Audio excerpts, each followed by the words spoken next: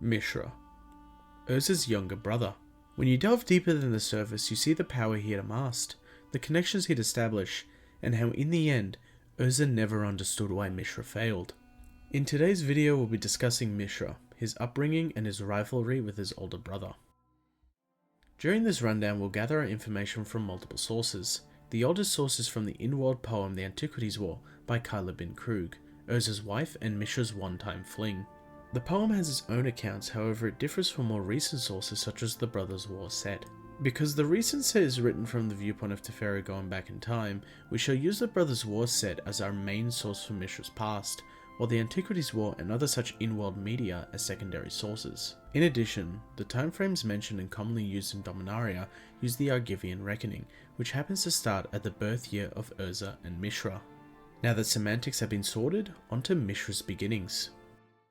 Mishra was born on the last day of 0 AR to a noble family in New Argiv. The family consisted of an unnamed mother and father, Urza and Mishra. Mishra lived in luxury until his mother fell ill and died, where his father remarried to another noblewoman. Mishra and Urza were ignored by their new stepmother, and were often left on their own, until in the year 10 AR, where the brothers were sent to Takasia, a researcher and excavator. While the Antiquities War mentions that she owned a sort of boarding school with multiple students, the Brothers' War presents that she was an excavator that went from site to site, having Mishra and Urza as her apprentices.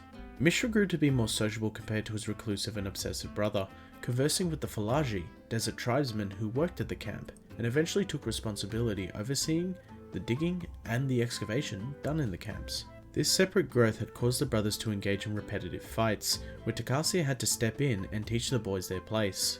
In rare occasions, the boys managed to put their differences aside, like for example, during one of the many digs, Urza figured out that all of the Thran artifacts seem to be centering towards one point that isn't too far from where they are. The two brothers fix up an ornithopter together. This collaborative effort left Takasia with an impression that the boys' rivalry will eventually die off. They make their way on the ornithopter to an ancient Thran city that Urza called Koilos. The brothers explore the city, eventually splitting off from Takasia and entering the Hall of Tagsin, which in its center possessed a large and archaic machine. The brothers start tampering with the machine, and their actions cause the power stone powering the machine to detonate, throwing the two brothers back, each now possessing a shard of the power stone. While his brother possessed the red half, Mishra held its green counterpart.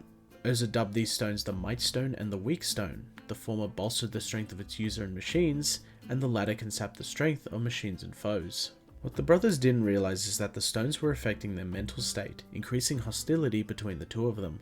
The brothers make their way back to camp, with tensions between them only getting worse, as throughout the coming nights, Mishra had strange dreams of darkness. With the haunting dreams and the mental influence of the stones, Mishra confronted Urza one night and attempted to steal the Might Stone from him. The brothers fight, with the commotion being heard around the camp. Power surges, flashes erupt until it hits Takasia. Takasia attempted to run in and stop the boys from fighting, but the surge of power hit her, killing her instantly. Mishra, ashamed of what he had caused, fled among the confusion into the barren desert. The guilt haunted him for years, however in his later years he blamed and despised Takasia for her death. Mishra, still haunted by dreams of darkness, made his way to Koilos. Due to dehydration and lack of sleep, however, he collapsed in the desert. When he came to, he found himself captured by the Suwardi, a militant faction of the Falaji. They enslaved Mishra and repossessed the Weak Stone.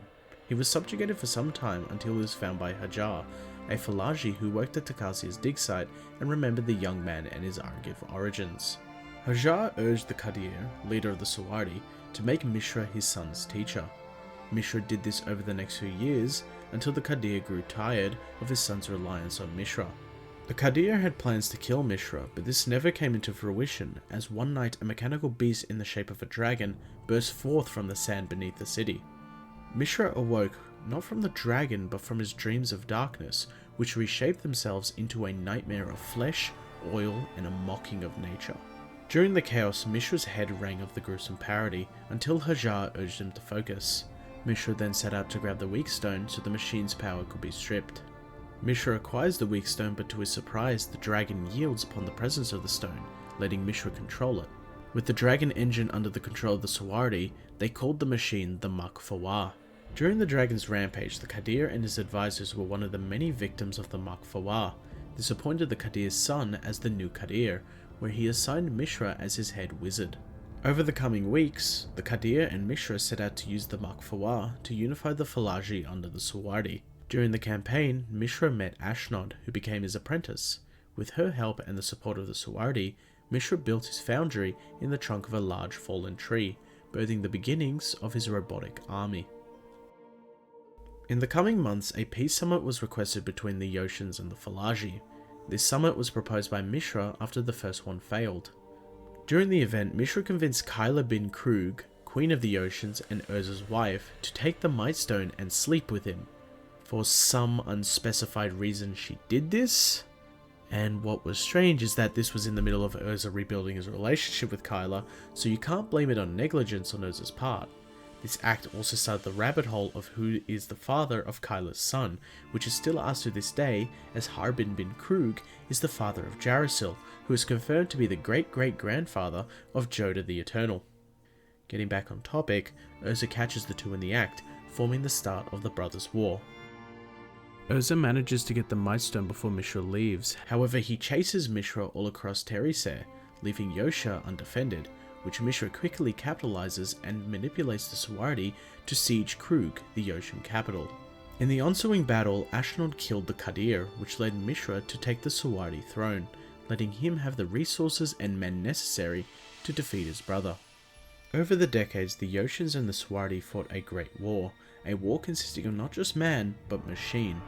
Giant mechanical beasts and creations were sent to each other. While on the surface, each civilization showed a desire to crush the other, it was in reality just a petty feud between two brothers given form and will.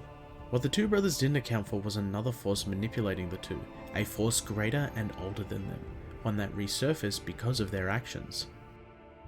Gix, a Phyrexian praetor in Yawgmoth's will given form, was tasked with sowing the seeds for another Phyrexian invasion of Dominaria, and found that Mishra was the most susceptible of the two brothers. He formed the Brotherhood of Gix, a cult that initially believed machines had an afterlife and worshipped them as a result. This worship was then twisted by Gix, showing the cult the glory of Phyrexia. With a following able to bite his will, Gix infiltrated the Suwardi. This influence quickly subsumed Mishra's advisory and artificer divisions. This strife caused Ashnod to leave Mishra and start working with Tornos, Urza's second in command. Due to Mishra's old age and slowly dying body, the Brotherhood presented him a way for him to become immortal. They took him to Gix, who transformed and completed him.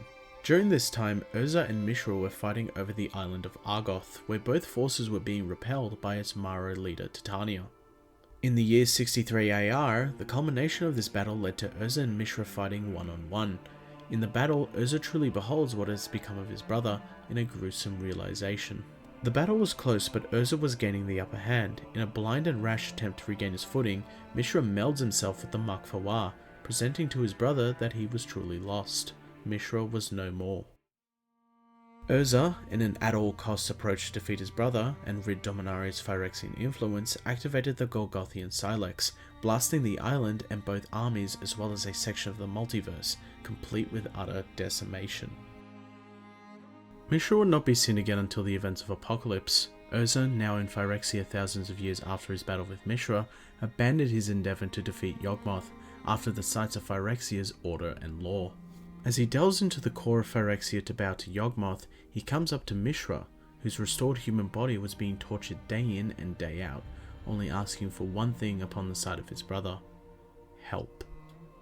Some believe that Mishra's body in Phyrexia was just a vision of Urza's, presenting that he was going down the same path, while others believe that Mishra was the true embodiment of Urza's relationship with Phyrexia. Mishra's story is filled with sorrow, subterfuge, and bitter hatred, all of this stemming from what was initially brotherly competition. Mishra was a relatively small character until the Brothers' War, where he's featured in a total of 6 cards and a meld. He was only depicted in Endoskeleton, Retaliation, and Urza's Guild until the Brothers' War, where he was depicted in more than 20 cards. I hope you enjoyed this rundown on Mishra. If you've got any other characters you want to see, leave me a comment. Thanks for watching, I'm Gearhead, and we will discuss more next time.